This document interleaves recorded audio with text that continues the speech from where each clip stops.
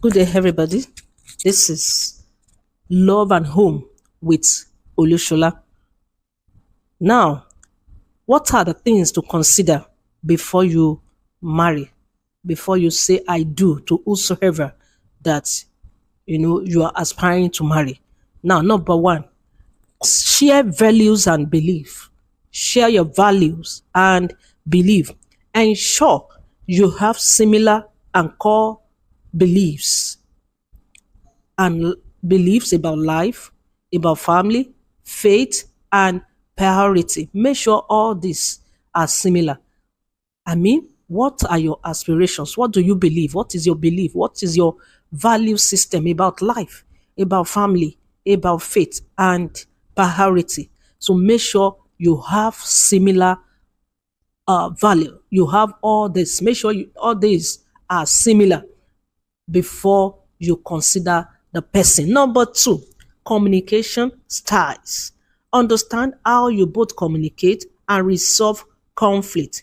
Can you talk openly or honestly? These are the things that is missing in so many relationships, and that is the reason why they have issues. Sit down, find out what is your communication style, and be able to know how you communicate, how can both of you resolve conflicts. How can you resolve conflict? Agree together. When there is issue, how do you go about it? So make sure you consider all this before you marry. Number three, emotional readiness. Emotional readiness. Are both of you emotionally mature? Are you emotionally mature and ready for the commitment and responsibility of marriage? These are the questions you should find out, and these are the things you should answer. Both of you should answer. Make sure you consider this before you go ahead and marry, before you consider marriage. Number three, financial capability. These are the things you should discuss. In fact, I will just put this under maturity. Are you emotionally mature? Are you financially mature? Are you physically mature? If you are a kind and you are still under your parent roof, your parent is still feeding you, that means you are not financially mature for marriage. You are not financial, you are not even physically mature. You are not working. You are not you are still under your parents. Your parents are still the one feeding you, and you want to go into marriage. It's not, you are not mature, especially in the part of a man. And as a woman, of course, you have more value when you're working. So consider your emotional readiness, your financial capability before you go into marriage. Number five, life goals and expectations. What are your life goals and your expectations? Talked about where you see yourself in 5, 10, and 20 years time. Your career, your children, your lifestyle. Talked about it. What are your expectations? What are your goals? What are your aspirations? Make sure you discuss this, and make sure you talked about it and agree on it before you go ahead and marry. Number six, conflict resolution. Conflict resolution. Now, do you handle disagreement healthy? Can you forgive and move forward? These are the things you see check. In a relationship, you are in that relationship right now. How do you handle your disagreement? How do you easily forgive? Is your partner easily forgive, or do you easily move forward, move on? So these are the things you should watch and talk about before you go ahead and marry that person. If it's someone that is not easily forgive, that might be a red flag. If that person is someone that disagree on virtually everything, and whenever you people sit down together to discuss, he is not always ready to agree. He or she wants her own to always prevail.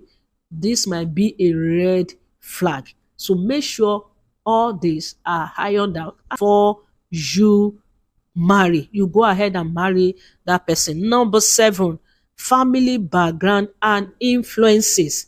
Family background and influences. Now, understand each other's family dynamics and how they may affect your marriage. These are the things you should look out for in a situation whereby the family have, let's say almost 80% influence on the man or on the woman in a way that they are the one directing or controlling.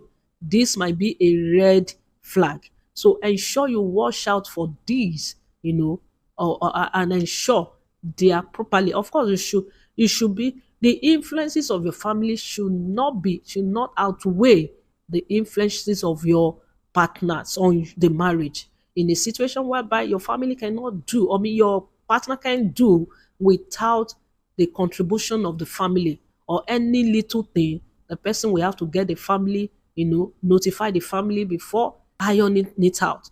That can be a red flag. So look out for the family background and the influences. And when we are talking about family background as well, make sure you go all out, find out other people that have married them there, what are the things that before them. For example, there's a family that, sometimes ago, a woman gave a testimony of how any wife that come into the man's house, that is the family, the husband family, they become aggressive. They might not be aggressive before, but by the time they get into their family, they are known for aggressiveness. So you just ensure you look into that family, find out what are the background issues that you used to have before you go ahead and marry. In some family, they get hungry so much. In some family, they don't they die early, something terrible happened to them. In some family, one thing or the other. So make sure you find out properly before you go ahead and marry. Number 8, trust and honesty. Is there a solid foundation of trust between you? Please check this. It is very important. And number 9, mutual respect and support. Do you respect and encourage each other's dream? Do you respect and encourage each other dream?